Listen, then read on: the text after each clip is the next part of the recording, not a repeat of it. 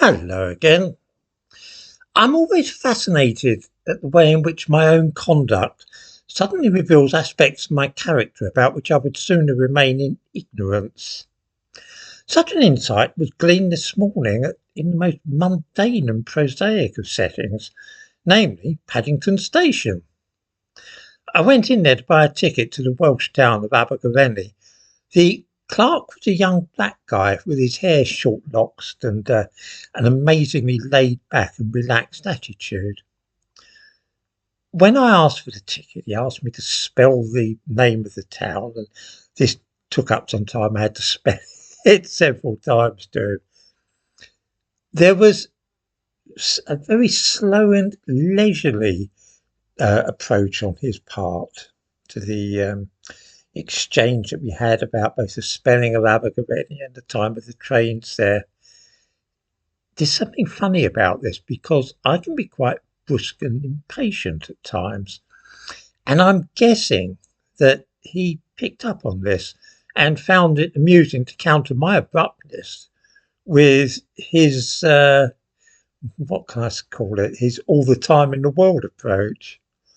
What was happening, almost imperceptibly, was that the pair of us began play acting in a way. He as the cool and laid back young Caribbean, and me as the uptight old white guy. I asked him if I needed to change at Newport, to which he responded, I guess so. I then said, come on, man, I'm not asking for your guesses. You're supposed to be working here.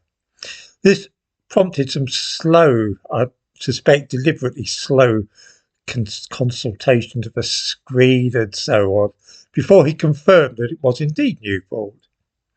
At which point, neither of us could maintain the game any longer, and we smiled at each other. I told him I hope you had a good day, and he said, yeah, take care, man, and so on, and we parted on the most amicable of terms. I felt oddly cheered, and I could tell that he too had derived some amusement from our dealings. What is curious about all this, the payoff, if you will, is that I doubt if I would have behaved so tolerantly towards a white person who tried to tell me that he guessed I would need to change at Newport if he was working in the railway station, selling people's tickets and telling them the times of trains and so on. I would more likely have been irritated. In effect, I had allowed more leeway and been more good-humoured towards somebody because he was black. This can perhaps be interpreted as a patronising attitude, a form of racism, if you like.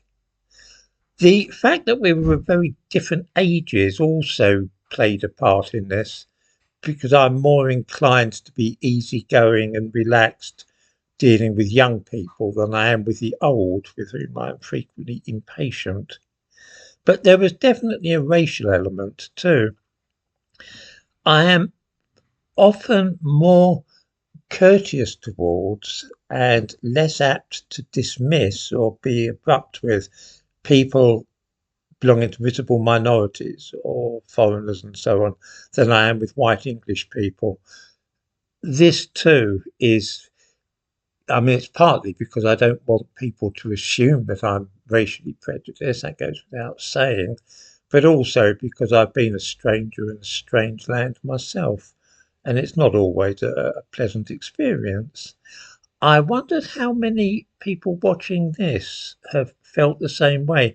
How many people find themselves behaving differently towards, in a benign way, members of visible minorities and so on, and allowing them to get away with more than they would do if the person to whom they were speaking was white British.